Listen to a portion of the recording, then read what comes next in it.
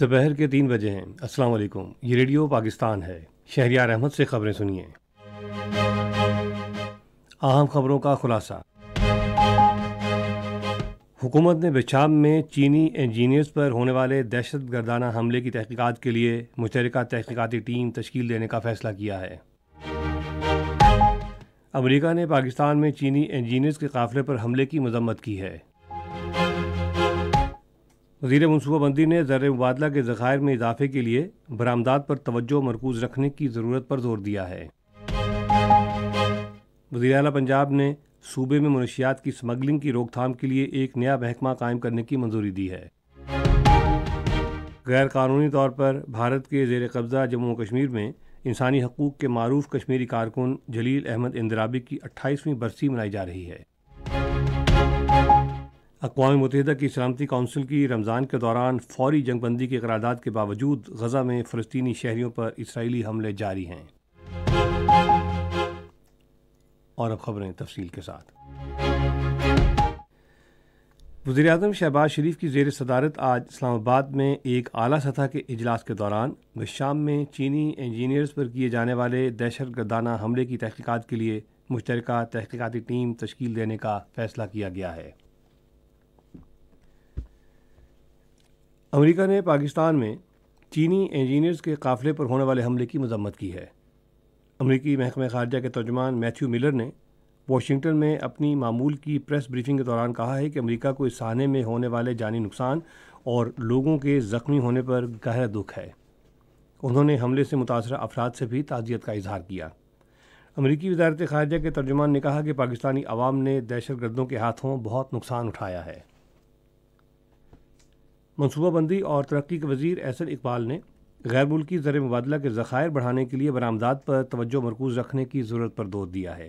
انہوں نے آج اسلام آباد میں 5 ایز کے حوالے سے قائمہ کمیٹی کے اجلاس کی صدارت کرتے ہوئے کہا کہ ہمیں برآمدات بڑھانے کے لیے تمام وسائل فراہم کرنے چاہئیں۔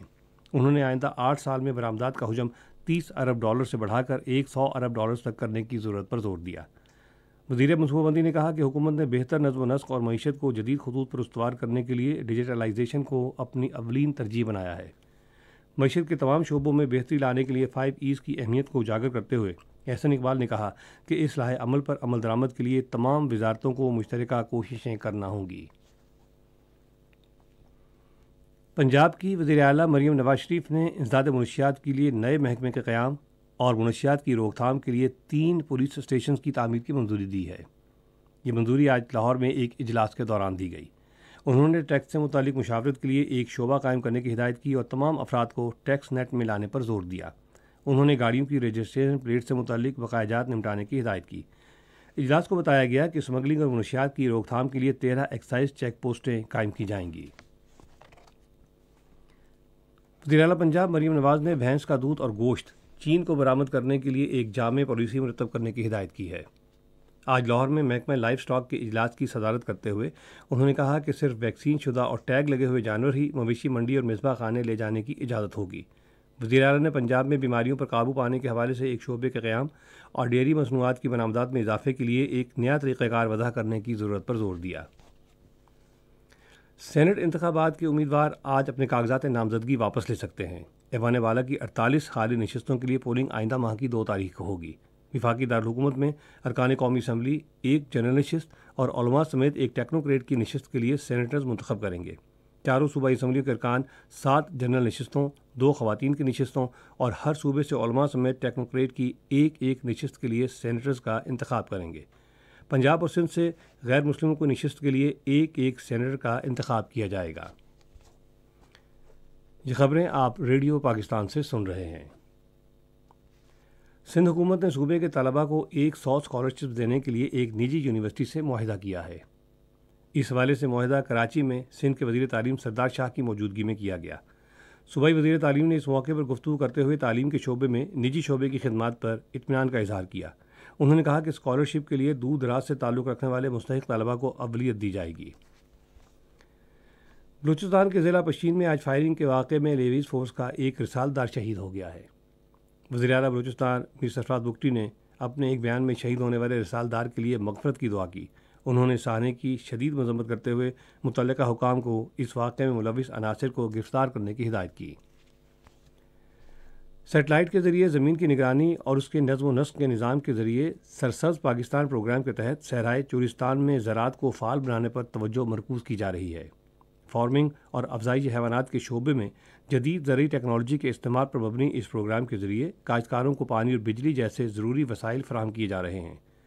سیٹلائٹ کے ذریعے زمین کی نگرانی اور نظم و نسق کے نظام کے ذریعے چین سے درآمد کردہ زرعی مشینری متعارف کرائی گئی ہے، جو تجارتی بنیادوں پر زراعت کی ترقی کے لیے جدید زرعی طریقوں کے استعمال کی جانب ایک بڑا قدم ہے۔ آج بھارت کے غیر قانونی زیر قبضہ جموں و کشمیر میں معروف کشمیری وکیل اور انسانی حقوق کے کارکن جلیل احمد اندرابی کی 28ویں برسی منائی جا رہی ہے۔ کشمیر میڈیا سروس کے مطابق جلیل احمد اندرابی کو 8 مارچ 1996 میں سری نگر میں بھارتی فوج نے دن دہاڑے گرفتار کیا تھا، جس کے بعد انہیں دوران حراست جان لیوا تشدد کا نشانہ بنا کر شہید کر دیا گیا۔ جلیل اندرابی انسانی حقوق کے کارکن کے طور پر اپنی خدمات خاص طور پر 1994 میں جنیوا میں اقوام متحدہ کے انسانی حقوق کی کونسل کے کنونشن میں شرکت کے حوالے سے خاصے مقبول تھے، جہاں انہوں نے مقبوضہ جموں و کشمیر میں بھارتی فوج کی جانب سے انسانی حقوق کی خلاف ورزیوں کو بے نقاب کیا۔ بھارت کے صوبے اتر پردیش کی الہ آباد ہائی کورٹ نے مدرسہ ایکٹ 2004 کو غیر قانونی قرار دیتے ہوئے تمام اسلامی اسکولوں اور مدرسوں پر مکمل پابندی عائد کر دی ہے۔ عدالت نے صوبے کی حکومت کو حکم دیا ہے کہ وہ اسلامی اسکولوں اور مدارس میں زیر تعلیم طلباء کو سرکاری اسکولوں میں منتقل کرے۔ اقوام متحدہ کی سلامتی کونسل کی رمضان کے دوران فوری جنگ بندی کی قرارداد کے باوجود غزہ میں فلسطینی شہریوں پر اسرائیلی حملے جاری ہیں۔ 7 اکتوبر سے غزہ پر جاری اسرائیلی جارحیت کے نتیجے میں کم از کم 32,414 فلسطینی شہید اور 74,787 زخمی ہو چکے ہیں۔ تحریک پاکستان کے رہنما، دانشور، فلسفی اور ماہر تعلیم سر سید احمد خان کی آج 126ویں برسی منائی جا رہی ہے۔ سر سید احمد خان کو 2 قومی نظریے کا خالق کہا جاتا ہے۔ ان کا شمار علامہ اقبال اور قائد اعظم محمد علی جناح کے ہمراہ بانیان پاکستان میں بھی ہوتا ہے۔ وہ علی گڑھ تحریک کے بانی تھے، جو بعد میں تحریک پاکستان کی بنیاد بنی۔ وہ 1898 میں علی گڑھ بھارت میں آج کے روز انتقال کر گئے۔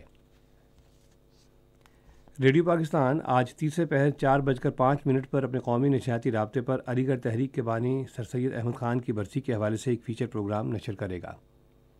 اس کے فوراً بعد تھیٹر کے عالمی دن کے حوالے سے ایک اور فیچر پروگرام بھی نشر کیا جائے گا۔ موسم۔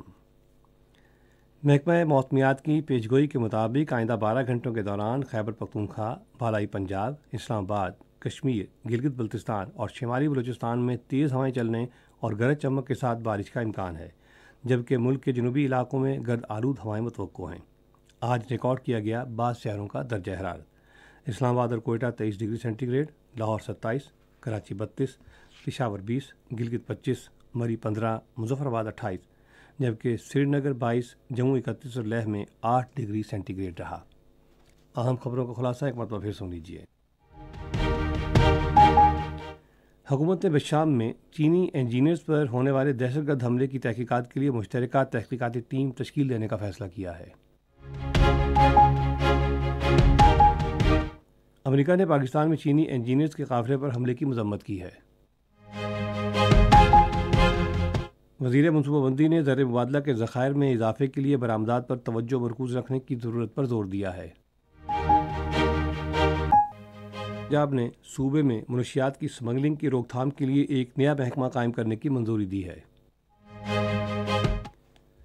غیر قانونی طور پر بھارت کے زیر قبضہ جموں کشمیر میں انسانی حقوق کے معروف کشمیری کارکن جلیل احمد اندرابی کی 28ویں برسی منائی جا رہی ہے۔ اقوام متحدہ کی سلامتی کونسل کی رمضان کے دوران فوری جنگ بندی کے قرارداد کے باوجود غزہ میں فلسطینی شہریوں پر اسرائیلی حملے جاری ہیں۔ اسی کے ساتھ خبریں ختم ہوئیں۔ مزید خبروں اور تجزیے کے لیے آئیے ہماری ویب سائٹ پر، پتہ ہے radio.gov.pk، اور فیس بک کے link radio Pakistan news official پر براہ راست ویڈیو سٹریمنگ بھی ملاحظہ کیجیے۔